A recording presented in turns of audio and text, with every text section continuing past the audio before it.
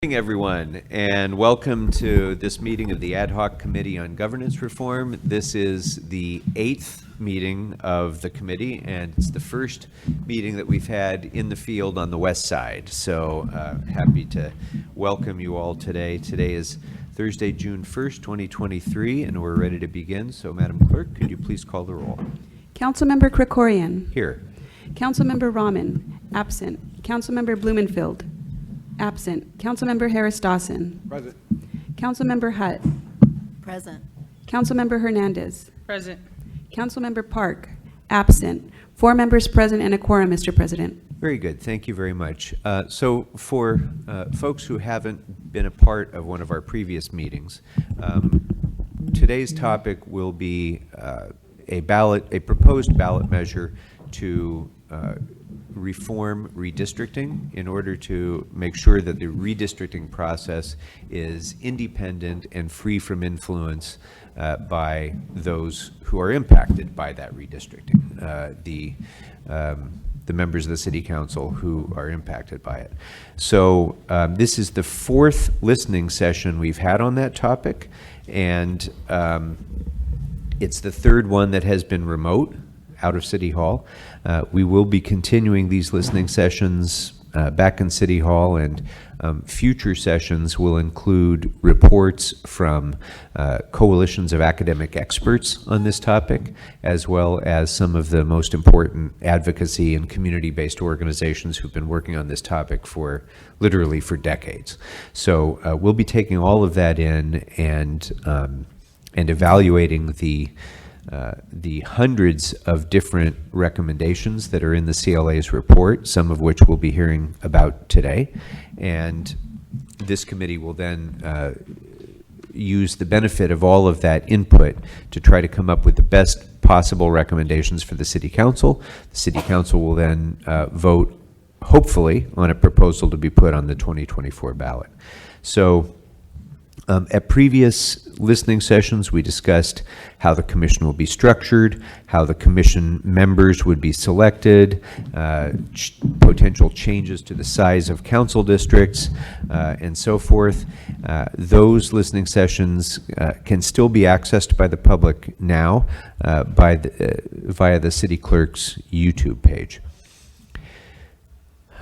Before we begin, I do want to just take a moment to thank the staff at Cheviot Hills Recreation Center for hosting us. It's always a lot more difficult than you might think to set up a remote meeting. There's a lot of moving parts that go into this, and I really want to thank all of the staff members here for today, but also for the work that you do every day to bring recreation services to the people of Los Angeles.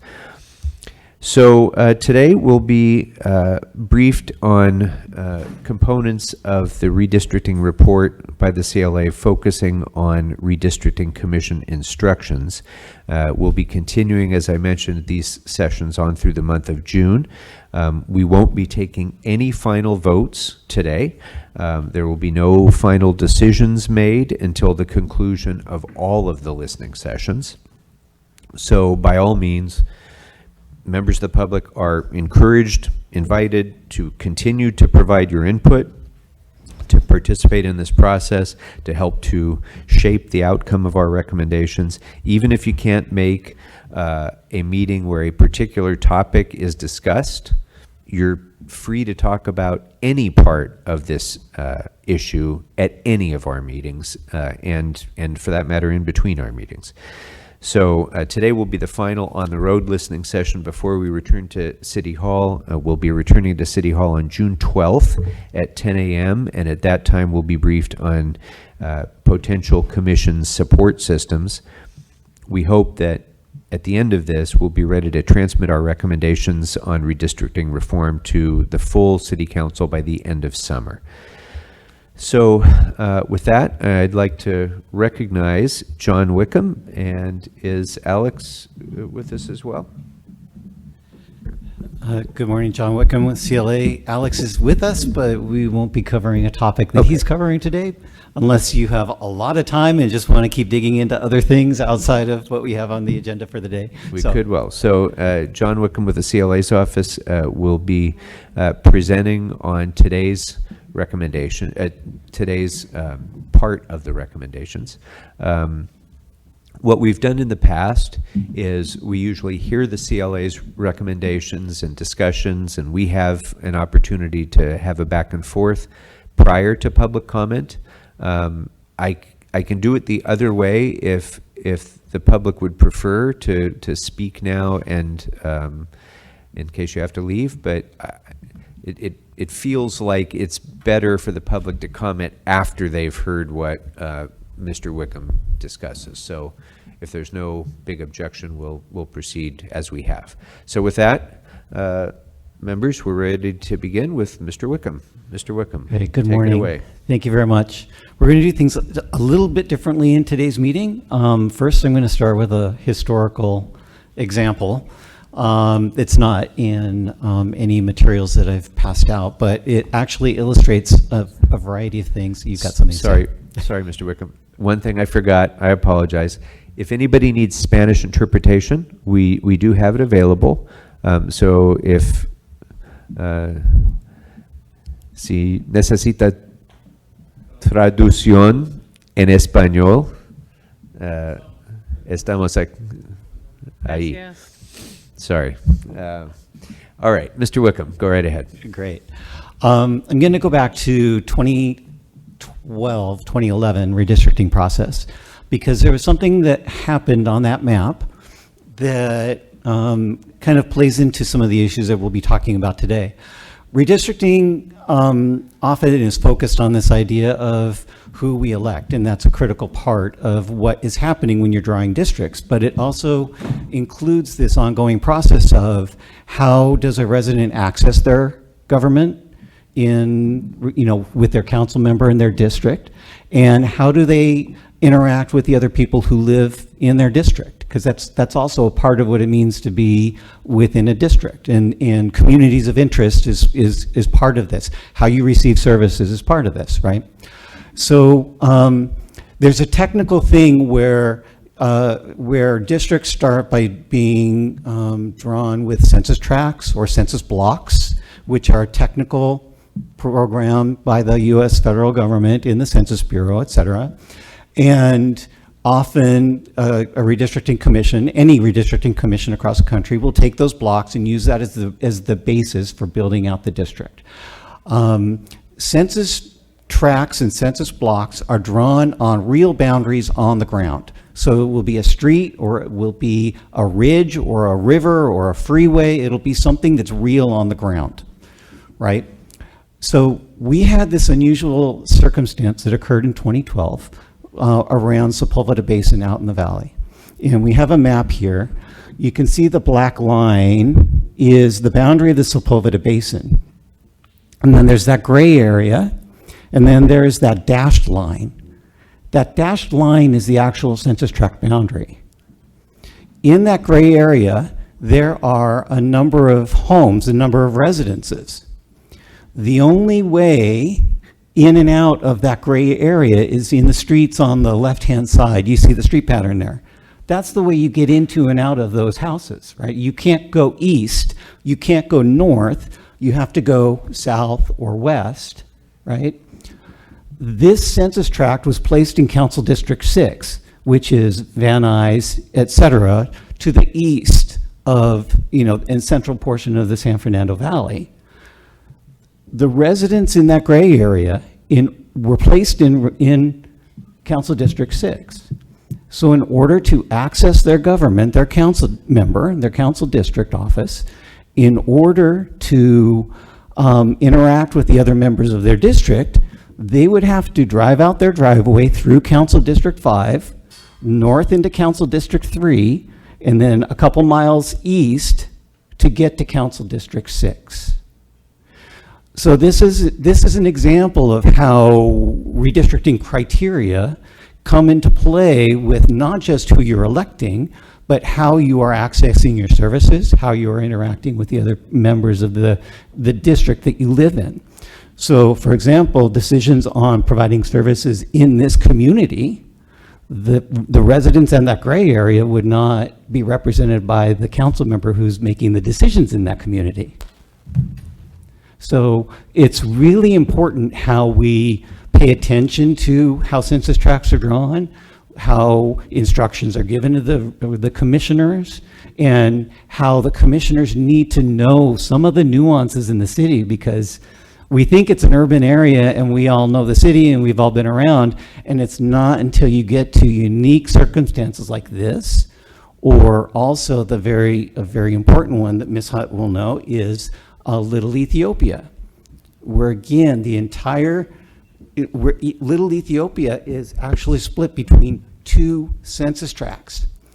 And so in cases like that, what the commission has given you a map that says it's drawn on census tract boundaries, and the council has corrected that by going in and drawing the boundaries on parcel lines, right? So there was an opportunity, a chance to catch the issue and then correct it.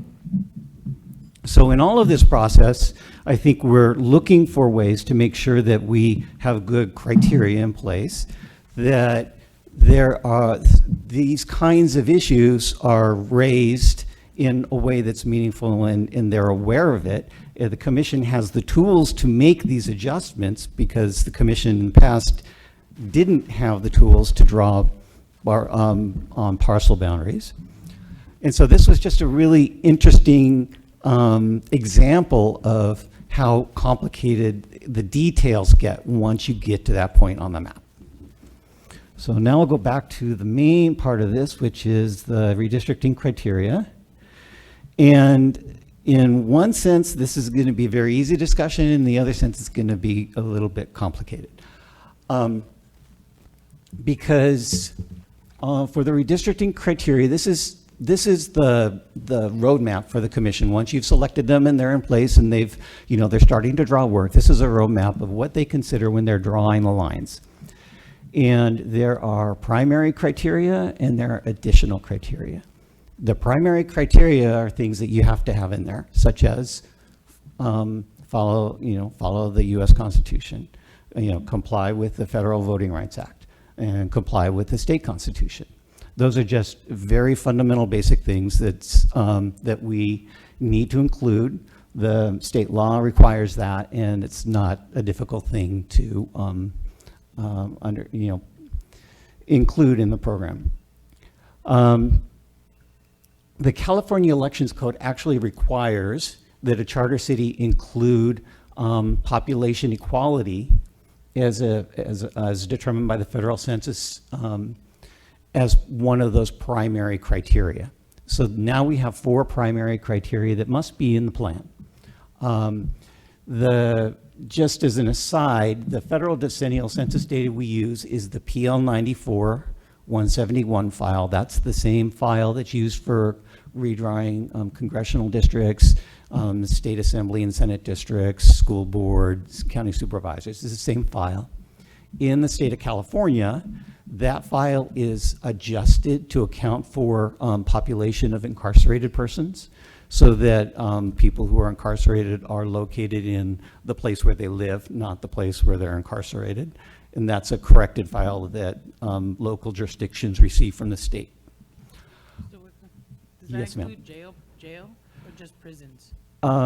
It should include jail, but jail should be local. But I can confirm that. Thank you. And sorry, Council President, is it okay we ask questions? Okay, Absolutely. thank you. Thank you, Mr. Wickman. Okay, jail as well. Okay, so I'll confirm that. So there's the elections code then goes on to say that there are several other additional criteria that a charter city will need to include unless that charter city has in their charter a list of other criteria, and those supersede what the state law says, right? So the state law is saying you have to do this unless your charter says that, and then you can follow that. Our city charter currently has a variety of criteria, and so we follow the city charter criteria, not the election code criteria. The city charter additional criteria, well, the city charter criteria are equal population, which is required by state law anyway, keeping neighborhoods intact, and the city charter is not clear on whether that means neighborhood councils, but it says keep neighborhoods intact. This is not on our chart. And then the city charter says to use natural street boundaries and to be geographically compact. So our charter already does include criteria, and you can revise that, fix that, change that however you want. And is that in order of priority, like the state criteria? They are not prioritized. Okay. And so and it's clear that they're not prioritized. In some models, you can prioritize them. You can prioritize the primary criteria, and you can prioritize the additional criteria, or you can be silent on that and say, these are the primary criteria, you have to consider these, and these are the additional criteria, you can consider those. I think it's probably best not to prioritize the additional criteria, because we don't know 10 years from now what the priorities will be, or 20 years, or 30 years. Because if you're putting it in the charter, you're making it extremely difficult to change, right? So Run them down again, John, the ones that are currently in the charter now. Yes. Compactness, neighborhoods intact, streets as boundaries. keep neighborhoods intact and equal population.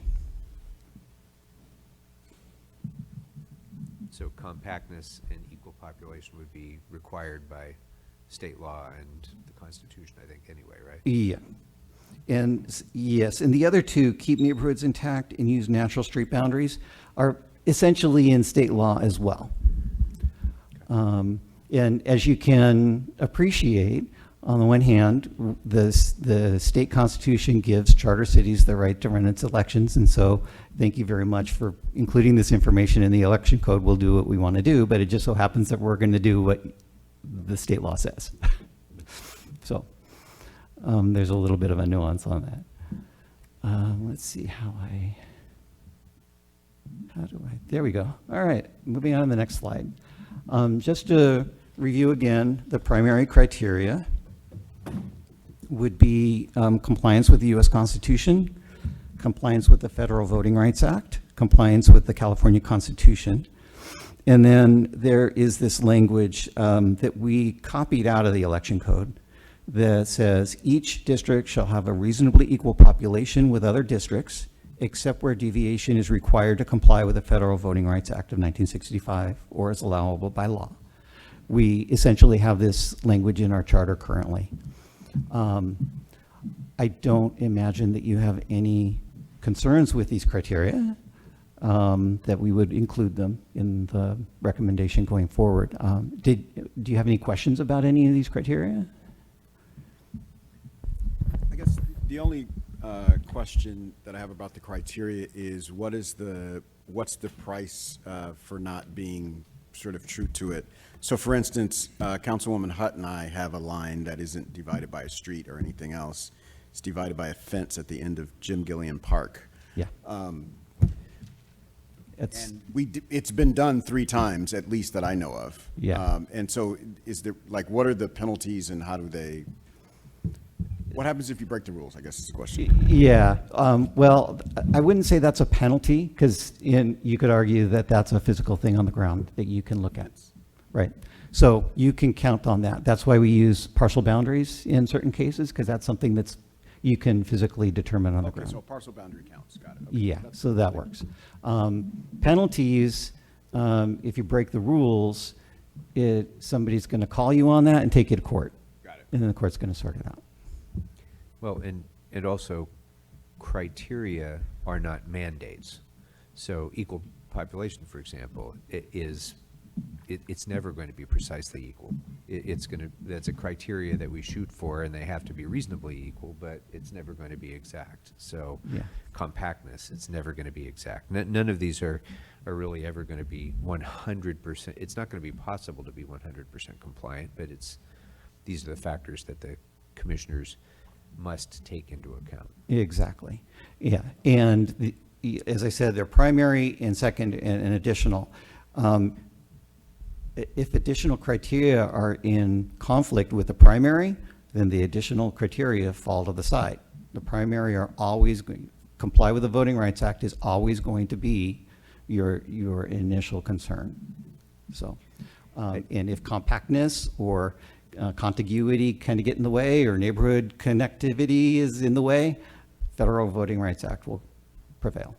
There was one point that you made that I didn't want us to miss, which is keeping neighborhoods intact under the current charter language does not necessarily mean respecting neighborhood council boundaries. Is that right? Correct. So there are pluses and minuses in that.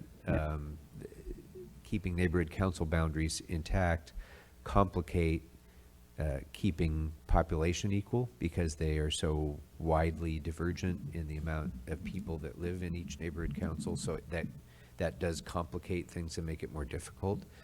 On the other hand, if you want to know what a neighborhood is, the city has a map right there that people can use and say, that's what we've determined to be such and such neighborhood with these boundaries. So Yeah. there are pluses and minuses of that. And of course, you know, I think different neighborhood councils maybe feel differently about this. Some feel that it's very important for the entirety of the neighborhood council to be kept in a single council district where they could have that kind of relationship with their council member. Others, especially larger ones, might feel that if you overlap a council boundary, you have 2 or more council members that need to be concerned about what you think. So I'm just issue spotting this. I don't have an answer for it or a resolution, but it is something that we're going to have to resolve when the final recommendations are developed, whether or not we define neighborhoods according to neighborhood council. We're going to discuss this a little bit further in 2 slides from now. Oh, sorry. Yeah? I mean, if I could just add a little bit to that. Please. It's, you know, in between my district, CD1, and Councilwoman Heather Hutt's CD10 and Koreatown. Koreatown is split up and represented by several council members. And so, like, trying to figure out how do we avoid that. And then in my district as well, Lincoln Heights, the neighborhood was completely split in half. And we know that a lot of it came from the conversation in the tapes, if we could be honest. And so how do we then stop that from happening too? Because now this neighborhood is completely split in half. So just wanted to highlight that these are, that it has happened in the last round, and it severely impacted some of us. In the 2022 map, Koreatown was contained entirely within one district. So that's the first time that's happened. As I indicated, I've been through this 3 times, and so I've followed the Koreatown conversation since 2001, when that was a very big issue. It was, again, a very big issue in 2011 in the map that was considered there. And this was the first time that Koreatown was all contained within a single district in Council District 10, right? I got that right. Yeah. Well, part of the, you know, there, yeah. It's the ideas of what neighborhoods are change over time, and even within a community, people will say that block should be in, and they're like, no, that's not part of my neighborhood at all. And so when it comes down to, and this is where the art and the argument in redistricting really gets intense, is that in the district because that resource is part of my community, and you know, is that church part of this, and so that church must be in the district even though the rest of the block is not considered part of it. I mean, it's really this discussion that goes on with the commissioners and the public in the map that finally comes forward. So I just want to throw in one little bit of historical context, because Councilmember Harris Dawson just asked the question on that, which is, what is Koreatown? How do you define that? And when I first joined the council and chaired the neighborhoods committee, there were no defined boundaries of Koreatown. And everybody just assumed they knew where Koreatown was, but the city had never acted to actually define it. As Tom LaBonge said, John Ferraro used to just go out and get a ladder and put a sign up, and that was that. And that's the way the city kind of operated. Well, that might have been fine, except then we had Little Bangladesh, we had Pico Union, both saying, wait a minute, you're calling this Koreatown, but this is our community now. And so we had to go through this enormously challenging summit process to try to figure out where are we going to draw these lines. So that's just in defining the neighborhood, putting up the city's neighborhood signs. You're complicating it that much further when you say, okay, well, where the neighborhood council boundaries are going to be. And then you're complicating it even further when you're saying, which of these boundaries are we going to use to help define our council districts? Yeah. So it's layer upon layer of complexity among communities of interest to try to figure this out, which is why the commissioners have to take all these considerations in. Yep. And in my view, I think if we're too prescriptive about what they do, it doesn't allow them as independent decision makers to be able to weigh these things, which are often 51-49 kind of choices that they're going to have to make. Yeah. And to the example of Lincoln Heights, you just hit on the point I had just made previously, that the primary criteria of the Voting Rights Act and the equal representation, equal population distribution would prevail over the idea of keeping the neighborhood intact, right? Because those are primary criteria that we need to follow under federal law. And so Lincoln Heights is a very large community. It's got a very large population, and the ability to keep such a large population in a single district is what the commission has to weigh. And at some point, they are going to have to say, we can't get there, right? And this will be even more consequential and more fraught and a bigger conversation if the number of council districts is changed in the future, because instead of 15 pieces, you'll have 25 pieces or 21 pieces or 57, whatever your number is. Now, all of the communities are going to be really cognizant of what these boundaries mean and where they land and how they impact their community. And for a really large community that might have 150,000 people in it, which we do have communities that have substantial population like that, if the number of council districts is so large, a community like that might get split. And again, it's always going to be the federal law that's going to prevail over that when the neighborhood issues are going to be additional criteria. Mr. Blumenfield. And then I guess it's further complicated. It's further complicated with neighborhoods, whether they're business neighborhoods or residential. Koreatown and other areas are often defined by the businesses that are there, but the residential neighborhoods are sometimes different or adjacent. And I would think we would care more about residential neighborhoods than we would about a business neighborhood, but I could see how that would also get folks concerned as well. People would be concerned. Yeah. But we don't make any distinction in terms of our neighborhoods. No. And that's the charge of the commission, right? To consider communities of interest, however they are presented to the commission for consideration.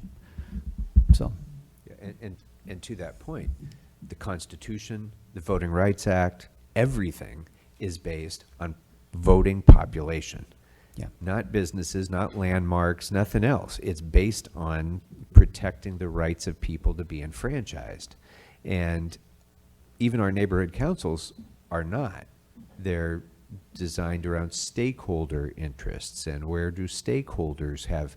Well, stakeholders may or may not be, human beings. They may or may not be actual people whose equal voting rights need to be protected. So that's where it gets complicated too, and it's a good point with Or even residents of the many city. other places. Yeah. All right. Okay. Mr. Whipple. Moving on to the additional criteria, again, these can be included, as is currently the case in the charter. They are secondary to the primary criteria, and we think they should not be prioritized. I discussed that with the city attorney, and they thought that was appropriate to recommend because, again, the commission needs flexibility, especially since, again, the charter lives for longer than each, for 10 years. But something to take into consideration on the additional criteria is that if they're included in the charter, they would have to be used equally across the city. So if you're including additional criteria, you're saying this is a rule for the city broadly. It may be that there are criteria that are more important for the San Fernando Valley or for central LA that would not apply to the San Fernando Valley, right? So there are certain regions the city may have higher level of criteria, and the commission could take that into consideration. So we want to be thoughtful about what we include as additional criteria and this equal representation across the city, because it may go too far. The other is that if there are too many additional criteria, it may appear, or it may be, that you are so severely constraining the commission and the work and the consideration of the work that they're doing that it would prevent them from doing the work appropriately, and it would appear that the elected officials are using this as a tool to control the commission in a way that may not support the idea of independent commission. So this is something to consider as you're moving forward in this selection process. In the next couple of slides, there are a couple items that have a double asterisk on them. Those are included in state law. So we just want to highlight and show you what that means. So if I can get to the next slide. So these are commonly cited criteria. You'll see these in most of the models in state law. The first is council district boundaries should be easily identifiable and understandable to residents. To the extent practicable, council districts should be bounded by natural and artificial barriers, by major streets, or by the boundaries of the city. So this is in the California Elections Code, and it's what we do. It's how census tracts are drawn, so it's a pretty basic core concept. To the extent feasible, utilize natural boundaries or street lines, which is actually the same concept as the one above. We're seeing that a lot of different places use the same concept, but they use different words. This is the language from our city charter. And then, to the extent feasible, geographic integrity of neighborhood councils shall be respected in a manner that minimizes their division to the extent possible. And yes, ma'am. Mr. Chair. Yes. When did neighborhood councils come into play when making a determination of district lines? What year? That was part of the charter reform in 1999. And so they began forming in 99, 2000. And so when the first redistricting commission came along, advisory redistricting commission came along, they started with that. But neighborhood councils were just getting started. I believe they were generally larger than they are now. I think there's been shifting in neighborhood council boundaries and formation of neighborhood councils. Some have split. Boundaries change on neighborhood councils. So. Thank you. Okay, so our charter actually does have a separate statement about considering neighborhood councils. And then districts shall be geographically contiguous. Areas that meet only at the points of adjoining corners are not contiguous. Areas that are separated by water and not connected by a bridge, tunnel, or regular ferry service are not contiguous. This is in the California Elections Code. And then the last one here, to the extent feasible, be geographically compact. And that's in the charter currently, and that's in the California Elections Code. And compactness is an interesting, odd thing. It's kind of a formula to measure whether a district is considered compact or not. In Los Angeles, there's never really an issue of compactness or not. For me, this again touches this idea of a resident being able to access their government and being able to interact with their the other residents of the district. Then communities of interest criteria. We've got two sets of language. These are both from the California Elections Code.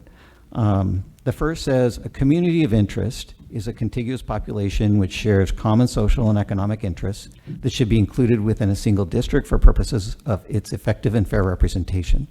Communities of interest do not include relationships with political parties, incumbents, or political candidates. The other language from California Elections Code says neighborhoods and communities sharing a common language, history, culture, and identity should not be divided as to dilute their voting power. So these are, I mean, they're saying the same thing, but they're saying them a little bit differently, and I think there are a lot of interesting concepts in this language. So this language talks about not dividing people, so it talks about it in the negative. So, you know, there was a big conversation about creating a renters district. So that is the opposite. So that's organizing people with similar interests. Does this, does sort of case law speak to that, the other version of that, or the other side of that coin? I don't know. I could check with city attorney and see, or and also our consultant to see if there's anything about that. You could certainly choose to draft your language in positive rather than the negative. Well, and the broader question, if we're talking about case law, is what protection is there for communities of interest outside of the Voting Rights Act and the U.S. Constitution and the state constitution at all? I mean, we may choose as a matter of policy to recognize communities of interest that aren't based on race or other factors that are considered by the VRA, but and I don't know the answer to this. I don't know if there are cases out there that are that protect other kinds of communities of interests from being divided and disenfranchised. Yeah. It's I think important for us to know the answer to that. Yeah, that's one reason that they're included in additional criteria rather than in primary criteria, so they don't conflict with the Voting Rights Act. But it's also why your commission, when they first start, their job is to go out into the city and take testimony on communities of interest to find out what people in the city believe are primary and critical, I should not say primary, we're using that too many ways, are critical, important, distinctive communities of interest that should be protected. So, you know, Little Ethiopia is one that comes to mind very easily. That's a very discrete area on the map.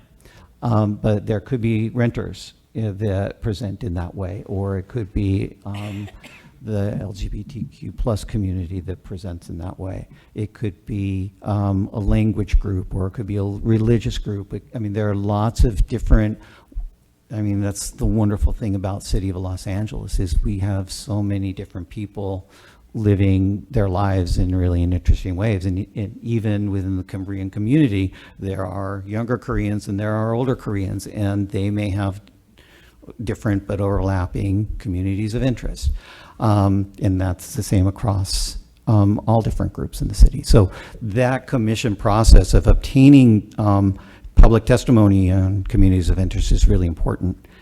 And you know, what's kind of unfortunate about the process is that all happens before there's really broad interest in the redistricting process. It happens so early, you know, that people don't actually realize what's going on, and they should have been participating at that time until the process has gotten on so much further. So I think that's one of the things that we'll want to talk about in our next presentation. We're talking about public outreach and community meetings, and then revisit some of the other conversations we've had on that as well.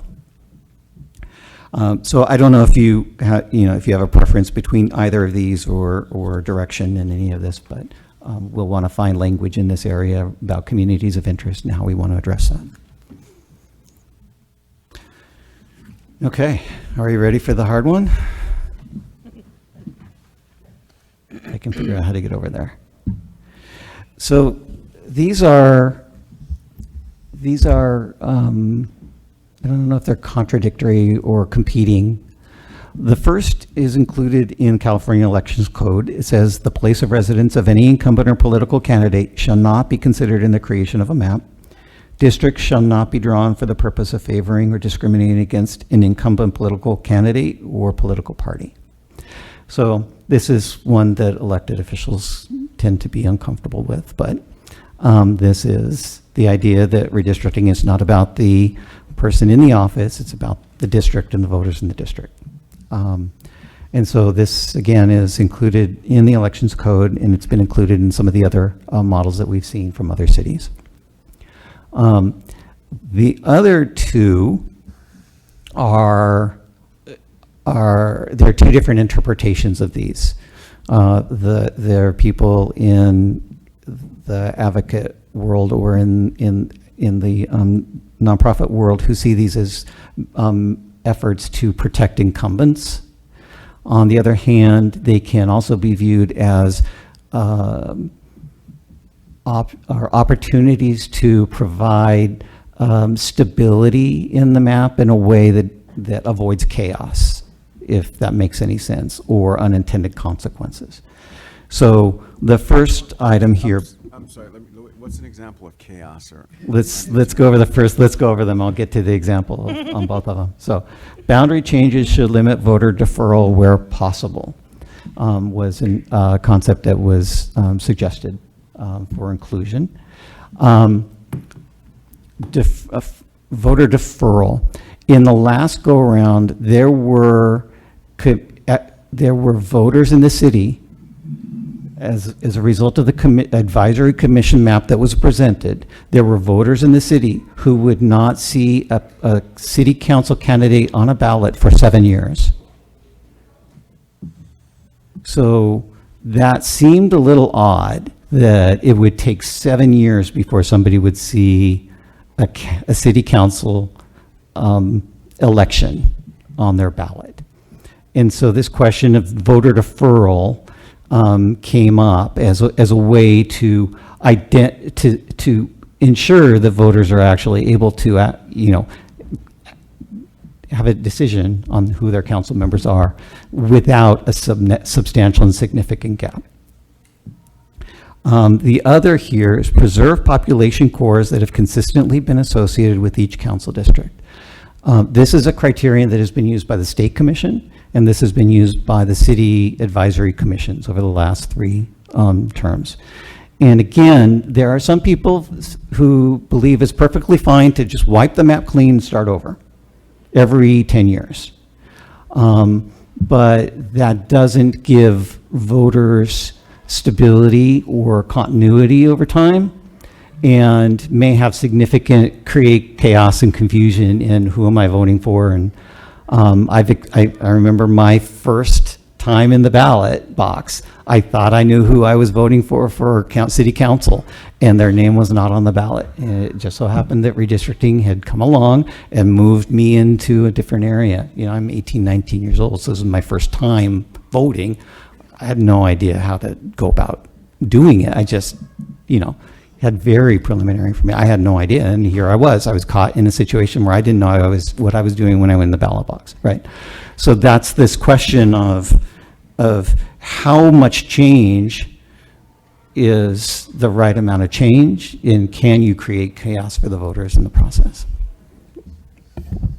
So, a question about this one, and you hit a bunch of nerves here, so I'll confess that up front.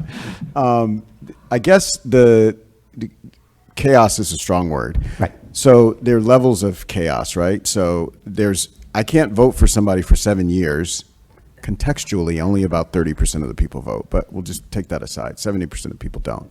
But in the case of the 8th district, in order to keep the former councilman in the district, 3 neighborhoods got split: Baldwin Hills, Leimert Park, and Jefferson Park. They're all still in half. That to me is far more chaotic than frankly, if I understand the law correctly, the former council member would not have had to have moved if the new district didn't include his house, if I understand the law correctly. And if I have to weigh, some people won't be able to vote for 7 years versus these three significant neighborhoods split, it seems like an easy call. And I'm just wondering, are there gradations of chaos? And that's the question that you're weighing when you identify the criteria that you want to put forward. And again, I think that you are seeing some of the dynamics in the difference between an advisory commission and an independent commission. And I would just say, the example you just gave, those two things are not necessarily polar opposites. Right, right. You don't have to choose one or the other.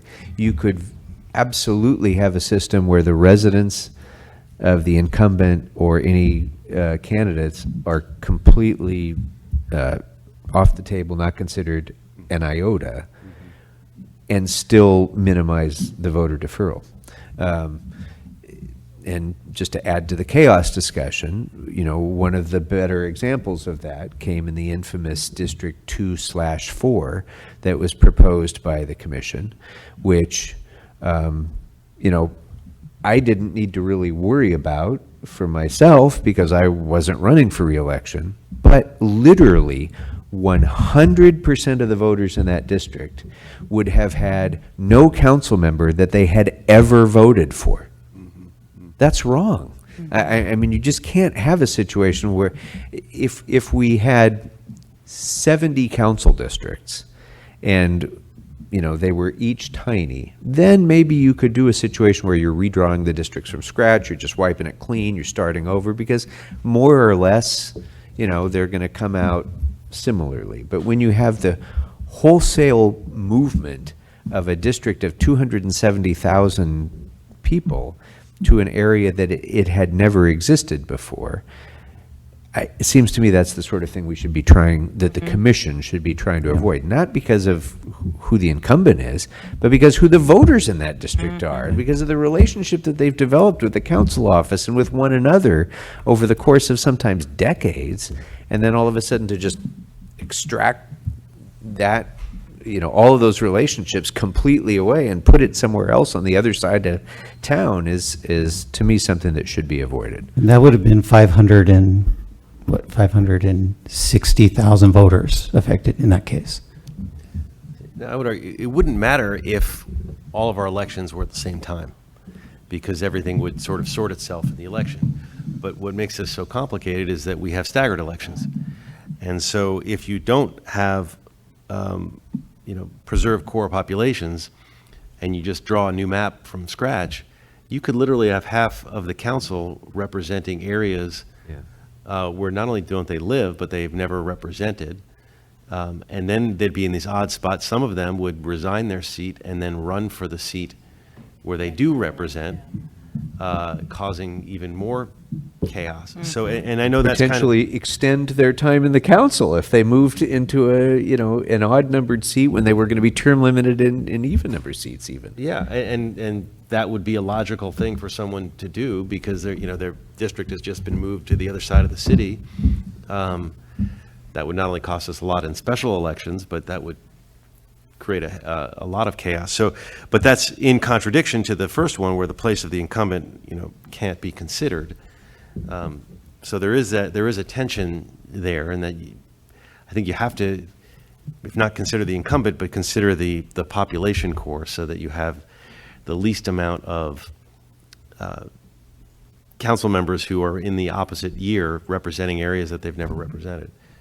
And that raises the other really important issue of what role will the commission have? Because I don't think our last commission was clear on this. I don't think they quite understood how to come out on this.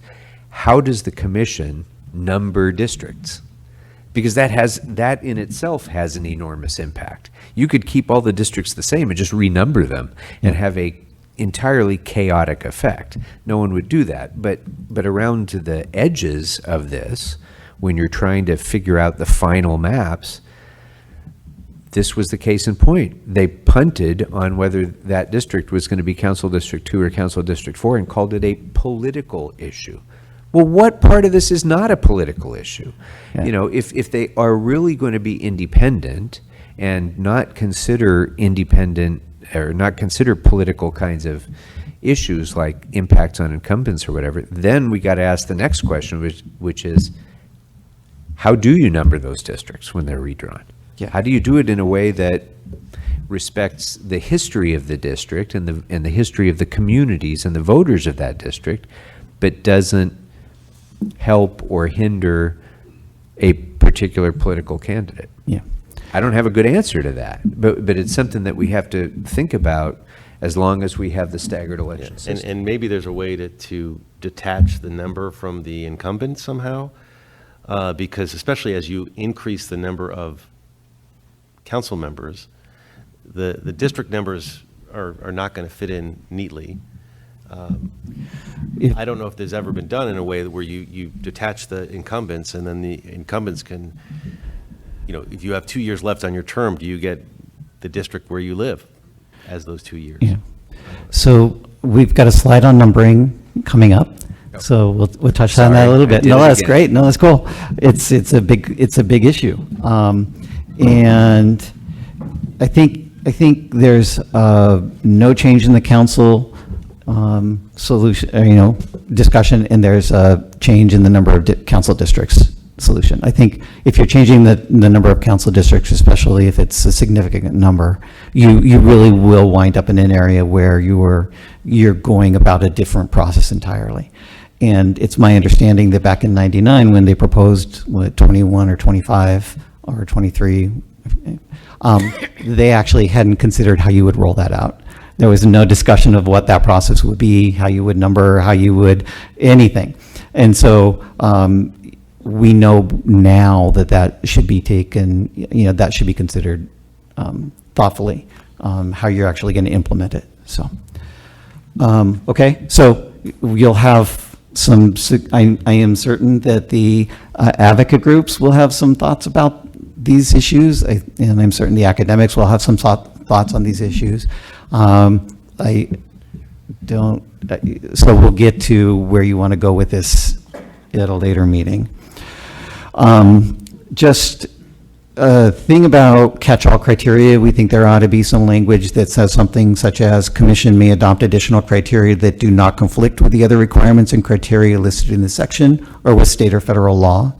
So the commission is allowed the opportunity to identify either regional criteria that would be important for them to consider based on input they receive from the community, or again, 10, 20 years from now, there may be some new criteria that somebody has identified that should be part of the conversation and discussion. And this clearly says to them, you're welcome to include that in your deliberations.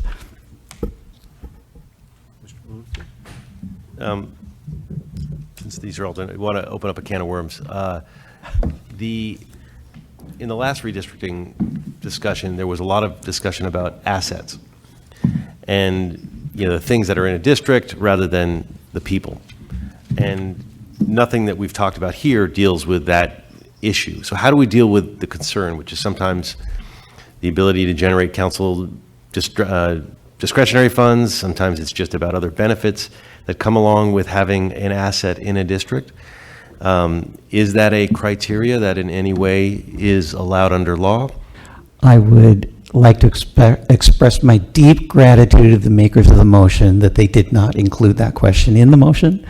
So we didn't look at that question. We didn't evaluate that. And I have not seen in any of the models discussion of assets as a criteria or not a criteria. This is, as you say, a can of worms. It's a can of worms, but it was open in the last redistricting, and I don't know that we can just turn a blind eye to it because we're making a choice, and maybe it's the right choice. I don't know the answer to not include it, but not including it is a choice. Yeah. So I guess I just throw that out there for. Well, it goes a couple of different ways. Actually, 3 choices. The choice is assets are a criteria that you could use. You could be silent on it, so it's up to the commission to decide, or you could say expressly assets are not a criteria. However, you would define asset. Then you got to define asset, which that's a whole other issue. That's another can of worms. So, I'd like to associate myself with the comments from the gentleman from the West San Fernando Valley. this is very And uncomfortable. not to wade too deep into this, but, another way that you can, in part address it is by defining communities of interest around those assets. USC, you could define USC a lot of ways as a community of interest. The students, the small businesses that are associated with USC, the campus. There are a number of ways that some assets might be able to be encompassed and said, well, that's a community of interest that shouldn't be divided.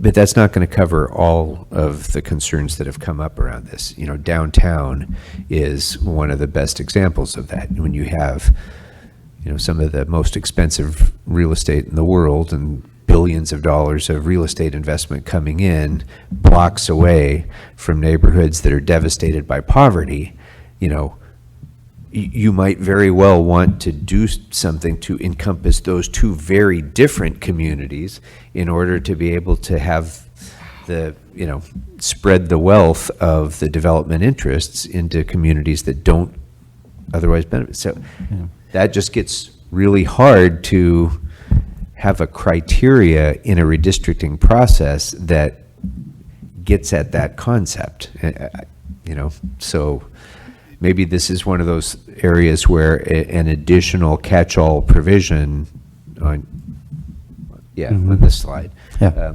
might be something that would catch that. It wouldn't be a typical community of interest situation, but, maybe economic, either positive or negative economic impacts of a particular redistricting decision might be one of the criteria that the commission would choose to adopt as well. Yeah. Yeah, thank you, Mr. Kokori, Mr. Blumenfeld. I think it's the idea that we punt on this is just troubling, big flashing red lights to me, obviously. Understanding that it's difficult, but I think as Mr. Kokorian points out, there's actually lots of history that can be uncovered. It just isn't history that you're going to find in the result of court hearings. It's you have to talk to people because, this idea that you laid out around downtown, that's been going on since before the civil rights movement in this city. The leadership of this city, with only one black council member, made the decision to associate downtown with the poorest part of the city. So I think there's a lot that we know already that can be gathered, and we can come up with an opinion. We can certainly do more than not comment on it. Yep. I think that's borderline unacceptable. Yeah, I think I've heard that assets have different contributions to a community, though. Right? So downtown has a different type of contribution to a community than maybe Dodger Stadium has. Dodger Stadium might have a different type of consequence and contribution that it makes to a community. So Right, it's economic, but it's also cultural. So the idea, I remember there was a debate about congressional districts where there was a talk about splitting the Fairfax district from the Museum of Tolerance. It doesn't Right. actually have much of an economic impact, Good example. but culturally, it meant everything. That was the ball game for those folks. But again, I don't think those things are beyond definition just because they're fuzzy and difficult. Councilmember Hernandez. Yes, thank you. And speaking of the consequences piece of, the Staples Center is right on the border of CD1 and CD9. And so we get a lot of the consequence part, but none of the benefits part. And so I think considering these different impacts Yeah. should be a part of it, because we're seeing the consequence of it now. Yeah. Well, Mr. Ridley Thomas had made that comment back in 2002 about LAX and whether LAX should be included in the 8th district as opposed to the 11th. Councilmember Hutt. Thank you, Mr. Chair. In considering assets, is there a subset of criteria of what an asset is that's ever been defined? Nobody's defined it. I haven't seen any models that use assets in any consideration whatsoever. So, yeah. So it's this question, I think Mr. Krikorian was closest to it, of using the community of interest as the defining component to it, right? So I think, for Dodger Stadium, for example, community of interest, the neighborhoods around Dodger Stadium would argue that, Canyon, Angelina Heights. right. I can't hear you. What did you? Yeah, let's remember to pull your mics up close because they're not picking us up very well if it's not real What close. did you say? I just mentioned the neighborhoods, Angelino Heights, Solano Canyon. a Solano bunch. Canyon, right. So, And maybe the way to do it is to get away from the word asset and talk about impacts. Because each different thing that we might identify as an asset may have different positive or negative impacts. But if the commission is empowered to be able to consider cultural, economic, historic impacts of drawing the line in a particular way, then they can take that into account. That would be naturally encompassed within that concept. So, Mr. Chair, you're saying that we need an additional criteria definition so that whether it be an asset or impact to define what is of value besides population in each district? Yeah, I think so. I think one of the recommendations here is to allow the commission to do that, which I think we should do, but I think we should also explicitly give them the guidance to know that they can take those things into account and figure out how best to do it. Because there's no way that prescriptively we're going to be able to come up with any formula or rules that are going to be able to take into account every different situation like this throughout the city. It's impossible. Well, and you know, I would say also, like, it's I think the commission does have a role, and I think the role is important, but there's a lot that we already know. So it's not as if it's, you know, a highly technical term. Yeah. I mean, the former council president went in the paper and said, assets are being taken out of districts. Everybody knew what she meant. It wasn't a mystery. Like, there was no sort of sleuthing to figure that out. And so there is a lot known about this that I think we can do the work to front load and at least fill the bucket with what's already known. And then I agree with Mr. Krikorian that there will be questions left. It won't be entirely clear, but it can be a hell of a lot clearer than, well, we don't comment because nobody else comments. Because that's kind of what the position we've taken. It's not considered anywhere else, so we don't consider it either. Yeah, no, I think the commission should be empowered to do that. But if we're talking about impacts, we're talking about how it actually affects people. And if you're talking about assets, then it sounds like the sort of smarmy thing that we heard in that recorded conversation. And that's what I'm suggesting is that, okay, yes, they are assets, but that is only relevant to our consideration because of the impact they have on real people. And so let's try to define something for the commission that would allow the commission to take into account impacts. so Mr. Bloom. you've been asking me to say something that I don't want to say, frankly. But I guess I'm going to I'll try and construct it this way. A question of an asset depends in some way on the perspective, right? I'm hearing a perspective from an elected official evaluating a facility or a place or a location with regard to the district. Independent redistricting is not about the elected officials anymore. Exactly. So in this context, a discussion of assets or impacts needs to be framed in the context of how a community is viewing it and how it will be received and evaluated by an independent redistricting commission. So you may not like it at all, whatever the outcome or impact, outcome is at the end of the day, because it's not being considered from the perspective of an elected official. Well, let's do a little back and forth here. I disagree with what you're saying entirely. It doesn't take an elected official to know the relationship between the Museum of Tolerance and the Fairfax District. I'm not saying It has- that at all. It has nothing to do with an elected official, That's actually. not what I'm saying, but what I'm saying is if or- elected officials are arguing, I want that asset in my district, then it becomes the perspective of the elected official. Sure, I'm sure there are cases that is true for whatever reason. And I actually think you raise a good point about when there is an argument. The central business downtown is an example of that. So there's an argument over downtown. And so then to me, the way you settle that argument is you say, what impact does it have on these people to the south? What does it have on these people to the east? What does it have on these people to the north? Or whatever direction you decide to cut it in, and have the argument that way. It doesn't have to be about an elected official at all, Yeah. and shouldn't be. It should not be. Right. And that's where actually, the, I don't think that's the goal anyway, because Right. any elected officials that are here now that would be impacted by it won't be here in the future and that's what the plan is for. Right. The future to live on its own. right. But we want to put the red flags up for Right the next now. people to And see it. we can't pretend like none of these things are important. I think that's why we're here. This is a great discussion. Mr. Blumenfield's trying to get in. Yeah, I mean, the part of the problem is the benefits and deficits of assets are not always readily apparent. And you have, the Van Nuys Airport, we know the former council president wanted that asset. Could have been for a number of reasons, right? Maybe their person's getting fundraising because they represent that area. They want that asset for that reason. There could be positive reasons for a district. There are some assets or deficits like Sunshine Canyon landfill.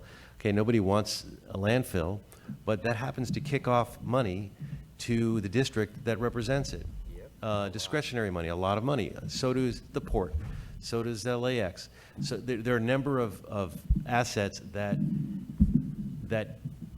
produce tangible benefits for the district community, not the district council member. There's sort of the nefarious thing, which potentially some folks were looking at assets for in terms of something that's in their own self-interest, but there's the district interest, like a landfill or an airport, where if that is included in your district, even if it's just a little piece of it, all of a sudden there's a lot more funding that's going to go to benefit that district.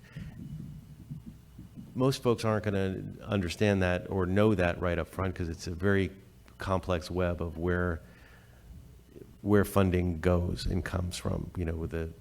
There's underground pipelines that most people don't think about that have an impact on the discretionary money within a district. Discretionary money that benefits that district. There's invisible CRA lines that is still kicking off money from the former redevelopment entity that have an impact on the way those lines are drawn. And it takes a lot to calculate all that and figure that out, and it's never going to happen through this process. I don't know how to deal with that, but it's just Right. assets are as I said, I'm opening up a can of worms with this. I wasn't trying to solve Well, it. and you just hit on another big point. It's a good. You hit on another big point, is that knowledge drives the evaluation of the asset. Yes, there you Yeah. go. Yeah. And the thing I would say, to circle back to your point about elected officials, it just so happens that elected officials' offices are oftentimes in the best position to know what their district is getting and not getting in relation to an asset. Almost no one else is. In fact, it's in the interest of the rest of the city apparatus to not pay attention to that at all. Because once they acknowledge, like, oh, I'm benefiting these people and depriving these people, then they have to do something about it. And that is the role of the elected official. So I think that's why the argument gets housed in elected officials. But it's not, I just really have trouble with this idea that it's in the elected officials' interests. Again, I had a big argument over assets. I wasn't going to be here. Neither was the person I was arguing with. Neither of us are going to be here when it's settled. But the point is, it was then and remains an important question. And I guess I was trying to say that going forward, the question won't be framed in that context. And so how do you provide instruction, direction to an independent commission to take that into account, right? Yeah. Okay. Get out while you can. Next slide. So the last slide, I want you all to have all of the assets. That's ultimately where it goes. I mean, we Yeah. could talk about that too. Yeah. So the last slide is numbering of council districts. We only found 2 mentions of this in the models. The first is the state of California, which again comes as this idea of, you're just starting from scratch. State of California says that district numbering starts in the north and goes down to the south, and that's how they do it every time. City of Long Beach requires that districts be numbered in a manner that, for as many residents as possible, the number of the council district they reside in remains the same. So it's again this context of core of a district remaining within the context of the number that's provided. So I think on something like this, it would need to be advisory rather than required. For example, in 2001, 2002, Council District 6 was moved from Venice to the Central Valley, and there was a very good reason. It was a necessary action to take, but that resulted in a numbering change.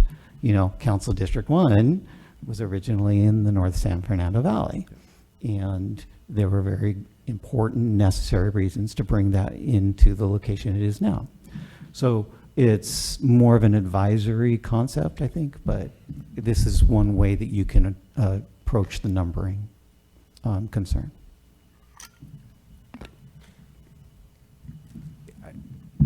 To me, the Long Beach formula makes sense because it's about the voters. It's about the people. It's not about the member who represents that district. It's just keep as many people in the district that they're familiar with as you can. Yeah. And I think the examples you just gave were all examples of situations where it was very much about who was the incumbent in that district and the internal politics of the council and so on. I mean, moving Cindy Misikowski's district, for example, or when my district was represented by Joel Wax, and John Ferrara was mad at Joel Wax, and so all of a sudden the second district got Sunland Dahunga added into it, for example. Yeah. Those are the sorts of things that are very member-specific that I think are not at all what we're interested in. It's more, you know, the numbering process at the conclusion of the mapping should be based on some criteria to protect the most possible voters, and it sounds like Long Beach is trying to address that way. Okay. Well, the most possible voters, yeah, and then for the incumbents who are on the off, who are continuing, who are even or odd, I guess they would be even numbered incumbents. You know, is there a way that even if their district number gets moved, that they remain in the area that they have represented the most number of people, or something to that effect?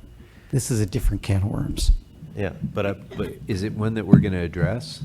Because it's an important one.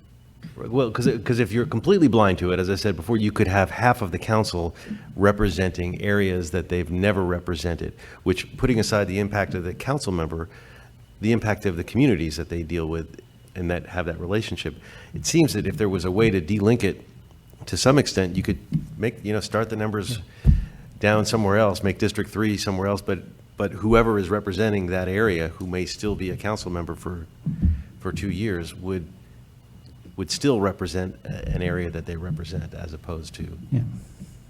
And how would you determine that? Would you determine it on the residence of the council member? Because if you're moving the district around. Oh, Yeah, and then what does that do Right. to election cycles, for example? Yeah. If you are an odd-numbered district, and all of a sudden 90% of your district, including the place where you live, is an even-numbered district, what does that mean in terms of term limits, in terms of when you run? Do you Wow. need to reschedule the election to make it the soonest possible election instead of 2 years from now? And It's- what happens, do you resign your seat, and then, I mean, are we going to allow that, people to resign their seat and then run for the election in the district that they represent? so this broke our brain trying to sort it all out, because and it turns out we actually have a real life example of this in 2002, because with 6 and 11, Ms. Galanter, Council District 6, was moved to the Central Valley. It could have been that Ms. Misikowski, Council District 11, was moved to the Central Valley, right? In that case, Ms. Mizakowski had 2 more terms that she was able to run for. Ms. Galanter was termed out. So we did not face any of the questions that you just raised because the member was termed out. But if it had gone the other way, it would have raised all of these questions because the 2 members were currently living in that one district. Further, if both members had the opportunity to run for multiple elections, then we really would have had an issue where who's running for what, when are they running for what is the implication for term limits, all of these kinds of consequences. And we really weren't able to game out all of those down the line, but they are serious issues. Yeah, and the difference, though, with Congress or with the state assembly is everybody's running every 2 years. But terrible. if you look at the state senate, then you have this same kind of issue. So I imagine that I don't know, but I hope that maybe the state commission has grappled with similar kinds of issues around senate districts. But yes, I get that this is a complicated can of worms, but there's no way around our having to address this, because it may, in fact, require reforms of other parts of the charter as well to accommodate this. Yes. And we haven't even begun that thought process yet. Yeah, the term limits piece in particular would be the most consequential, I think. Right. Well, the Senate has a bizarre thing where you don't represent your new district until, unlike ours where you do it immediately upon redistricting, it's till the next election, the next cycle. So you have people representing areas that they're not running in, and then you have other folks, it creates gaps where there's nobody representing it, and they have a neighboring council member, the foster parent of a orphaned area. It's a bizarre way that it's done. I mean, Yeah. I don't know that I don't think I'd want that system here. No. Well, and then that raises additional constitutional concerns around the population of who you're representing. Because if now you're creating great inequities in the number of people, which all of a sudden we're back to our, equal protection due process issues around, how much weight each vote has. So anyway, I guess not a decision that we have to make today, but we do have to have a blueprint and kind of a roadmap for what are the other pieces of the charter that we're going to have to resolve around this numbering issue. Since this is an existing issue in the charter, even if you don't change the number of council districts, even if you don't change your redistricting process, the issue exists. So we did start having those conversations with the city attorney, and we'll continue to do so. So with that, I'm finished with this section of the report. You'll go to public testimony now. Yep. Just as a note, because I'm going to step off to the side. At your next meeting, we're going to have a whole lot of stuff to work through. I think they're much more straightforward issues, and hopefully we can, I expect that we'll be able to work through those very quickly. It's about legal representation for the commission, the concept of the City Data Bureau, the meeting schedules, and administrative issues with the commission. I think those should be pretty straightforward. Okay. Members, any other questions for Mr. Wickham before we take comments? So, all the heavy-duty things that we discussed, which were called chaos issues with whether it's an asset or impact, will we revisit those? Yes. You will be revisiting, because I definitely need some more direction from you all on the application process, on the commission selection process. And then this issue of the criteria will get into which ones you want and do not want. I've got a little information here. I think we'll need to have more conversation about that. And then it will ultimately wind up in conversation of the exact wording on these things. Okay. So, but we'll touch that, I think, maybe at our next meeting, and then again when we come back in August. Thank you. And I would just add, by the time we have to make our ultimate decisions on all of those can of worms issues, we will also have the benefit of the input of the academic reports and the reports of our advocacy organizations that, have long history on this. So we'll have an opportunity to take in as much information as we can possibly absorb before we really have to get to the point of putting pen to paper on exact language. Council All right. President? Yes, Will we be Councilmember talking Hernandez. about ex parte communication today, or is that going to be at our next meeting? We had ex parte communication at the 2 meetings ago. Okay. Yeah. We'll connect, Mr. Wickman. We'll- yeah, I have he'll- thoughts. Yep, but none of this is ever done until we're finally voting on recommendations, because it's just general conversation like this. So your thoughts and input are always appropriate to provide. And then we'll have to, ultimately get down to the point of selecting specific recommendations among the many recommendations that the CLA has put Yeah. forward. Thank you. We're preparing what we're calling a rack up of all of the points in the conversation so far. And so some things you've gotten closer to agreement on where you want to go, and some things there's room. So we're noting all of that. We're also noting where we would recommend that this might be a charter item, or this would be an administrative code item or something else. So when we come back to you, we'll be able to refine even further for you the areas where there's room to work. And ex parte communication had a couple things, but happy to follow up. Awesome. Thank you so much. Thank you.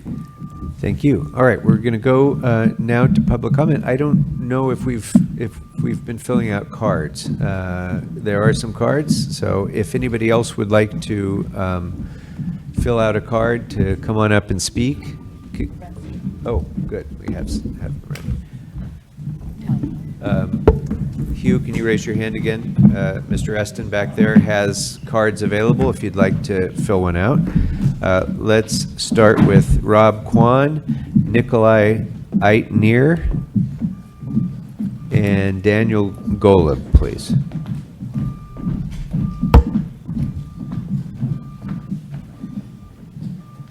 Good morning. Morning. I wanted to start talking about the historic district cores and vote deferral issue. I think it's really important to emphasize that those are, it seemed like we were conflating some issues. There's the issue of like what we factor into the districts we produce and how we number them at the end. And I don't think the problem with the commission's last map was necessarily that they dramatically remade the valley. It was how they numbered the districts. The districts they didn't articulate, but also the fact that District 3 had most of that population, yet they weren't that new mystery district. I also want to just talk about the ex parte communications issue. The CLA suggested having something that just applies to elected officials and their staff. And I want to emphasize you all have your surrogates. And it's important that we have a very level playing field. And I speak from very particular experience from 2 years ago. I reached out to a former council staffer, or a campaign staffer for a council member about something that happened at City Hall. And Mr. Kwan, 1 second. We don't have that many cards. I'm going to just go to 2 minutes per speaker if we could, so go right ahead. Much appreciated. And the council member had fumbled through some things at a committee meeting, and this was entirely unrelated to redistricting. And I reached out to the campaign staffer to give them a heads up, and they were super appreciative. And I later mentioned that I appreciated the council member's choice for the redistricting commission, their appointee. And they were very effusive in their praise, and they said, "Oh yeah, if you ever need anything, since I'm not working for the boss's office right now, I can relay anything you want between the council member and the commissioner. If I, unsolicited, was offered that service as a back channel to circumvent our ex parte communications disclosure, then who else was offered that?" And I would just like to note that that council member is still on this horseshoe. So this is an ongoing issue, and I appreciate your time. Thank you. Nikolai Eitnier and Daniel Golub.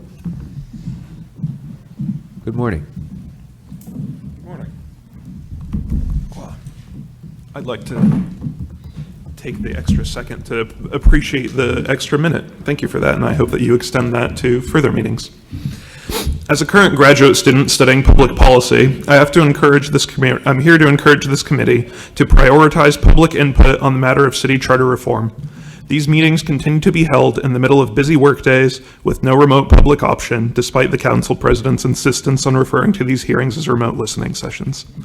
As a result, turnout at these meetings remains low, despite the importance of and the need for charter reform. Please host additional public information sessions in the evenings and on weekends with broad outreach and advance notice to facilitate public discussion. Also, when this matter returns to the entire council, please ensure at least one full meeting, and hopefully more, dedicated to the subject of charter reform. During such meetings, encourage the voices of communities by allowing everybody who comes in person a guaranteed opportunity to speak, as well as provide dedicated time for remote public comment for Angelenos unable to make it to those hearings in person. Thank you. Thank you. Daniel Golub, followed by Lionel Maras. Good morning. Thank you. Members of the council, I just also have to say that it is wrong that this is being held during work hours and that there is no opportunity for either telephonic or Zoom-based public comment, and that or that there's even like any opportunity to like view this meeting live, not in person. This isn't a podcast. People need to be able to like see what's like what was being presented, and it's just so that's why we need these should be held in the evening or like on weekends, like was said, and it's and that's and so I also want to emphasize my support for expansion of the council. We need right now, we have, the 264,000 people per district is just not an acceptable number, and we need to lower that and lower that down to at least 160,000 or something that would allow, a member to effectively represent their district, and that's going to require like more than 21 seats. Like 25 should be the floor if.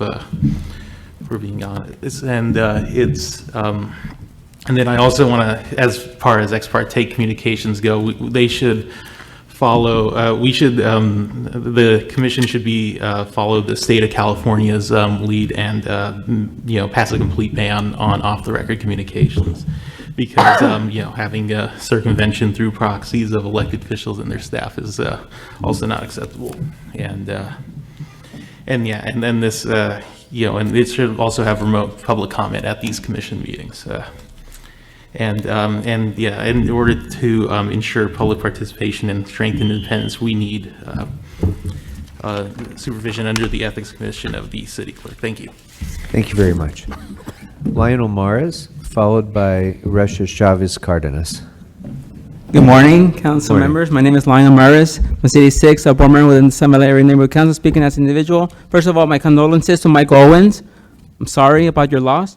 On my first ask, I'm here to speak in strong support of council expansion and ask that the committee could consider a full range of options, including potentially doubling the size city council to ensure fair and equitable representation for the San Fernando Valley and underserved areas of Los Angeles. My second ask is the committee needs to pass a complete ban of off-the-record communications like the state of California. My third ask, the committee needs to provide for remote public comments at all future committee meetings, please, to ensure public participation and strengthen independence. The application process should be admitted or by the city clerk, administered by the city clerk, and under the supervision of the Ethics Commission. Thank you. I yield the balance of my time, committee members. Thank you. Ms. Cardenas, followed by Ariel Bashande. Good morning, Council President and members. Russia Chavez Cardenas of California Common Cause. Thank you so much for facilitating today's analysis of redistricting requirements and criteria. To ensure that the Independent Redistricting Commission can adopt a map that distributes equitable electoral opportunity to residents, it's an imperative that the residents of an incumbent not be considered. You guys discussed this today. And then further, we recommend that the redistricting criteria be ranked to provide commissioner guidance. The criteria must emphasize and include consideration of communities of interest, which could include, which you guys discussed today, some level of assets, thinking about a definition like socioeconomic, cultural resources, and or factors that bring communities together. Compactness, if included at all, we would recommend to be lower in the ranking because compactness does not always equal fair. The priority really should be focused on placing and ensuring that the diverse communities of LA have the ability to simply elect candidates of their choice and attain representation on the council if they so choose. Thank you so much. Thank you very much. Sir, come on up. And Mr. Bashanda is the last speaker that I have, unless there's anybody else who wishes to come on up. But go right ahead, sir. The floor is yours. Hello, good morning. So I just had an idea. It's like, how do we make local government more accessible to the people? As someone who grew up in this community in Beverly Hills and Bel Air, California, I went to Beverly Hills High School, Santa Monica College, and CSUN in the Valley. And nowhere in my entire school curriculum was there any talk of what our local government is, what it does, how it works, or anything. And I find that to be absolutely appalling and ridiculous. It's like we're all getting kind of like confused and frustrated, and CNN is getting us mad at the far right, and I don't know, Fox News is getting us mad at the far left, and all this other BS, when what really is going on is right here. And I only got a text from an organization called Represent Us, and Google Maps gave me an address that was the bathroom. But I found this place myself. It was like 5 of this. So I was thinking like maybe digitizing local government or something like that. I mean, we have Silicon Valley, like right up there. Estonia's government is like almost all through like digital things. So let's digitize it a little more. Let's get more young people involved. The only other thing that I really know about my local government is the West Side Neighborhood Council that meets up in Pico. But other than that, and West Side Neighborhood Council only meets once every month on the second Thursday, which is not enough. We just need a little more than that. So I just think like, let's bring people together with innovative ideas on how to make local government more accessible. And I'll just say I have a YouTube page. It's called Revolutionary Thinking. And I also do something called Radio Uninvited for people who are not on the far right and the far left, who just want to talk about like normal everyday politics. And I guess that's my time. Thank you. Very good. Thank you very much. Thanks for participating in our meeting. And thank you to everyone who came down to participate. Is there anybody else who wished to be heard? All right, then we'll go ahead and close public comment. And if there's no objection, members, let's see, the next topic is on June 12th. I get that right? June 12th? Okay. So until then, we're going to hold the item in committee, and we'll take it up again when we resume on June 12th. Until then, we're adjourned. Thanks very much. Thank you.